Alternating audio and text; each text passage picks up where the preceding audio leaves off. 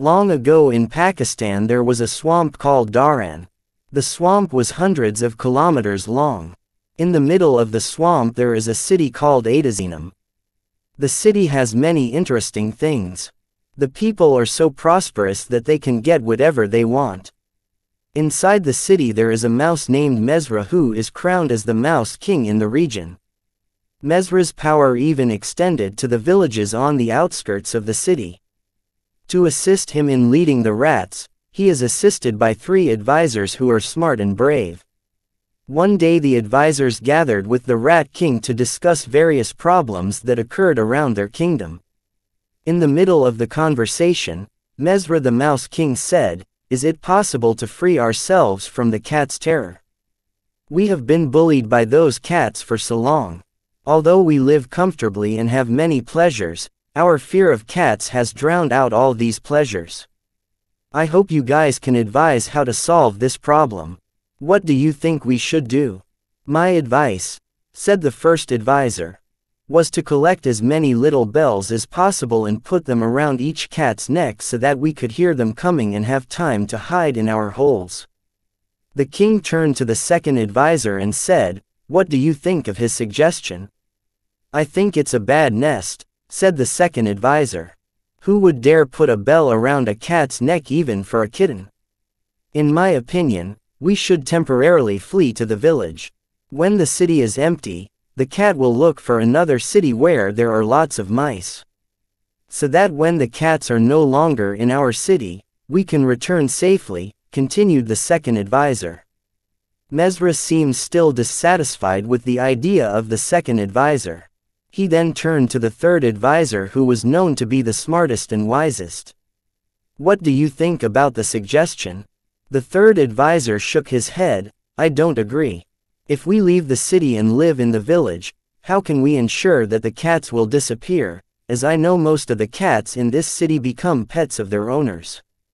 Even if they go to another city, there is no guarantee that they will not return. What is more important is about the safety of the rats. Life in the village is much heavier than in the city. There are not only wild cats living there, but many other wild animals that also prey on our nation, some of which are snakes and eagles." "I agree with your opinion," said the king. "Then what do you think is the best solution to this problem?" "I think one plan is the most reasonable and we can do it. The king must summon all the rats in the city and order them to build passageways in the houses of the rich people that lead to all the rooms in the house. Then we go down the tunnel, but we won't touch human food.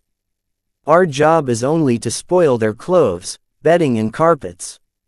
When he saw the damage, the rich man would think, "One cat is not enough to handle the many mice here. Once the cat is added, we also increase the amount of damage. He will definitely add one more cat, then we also increase the damage up to 3 times as much."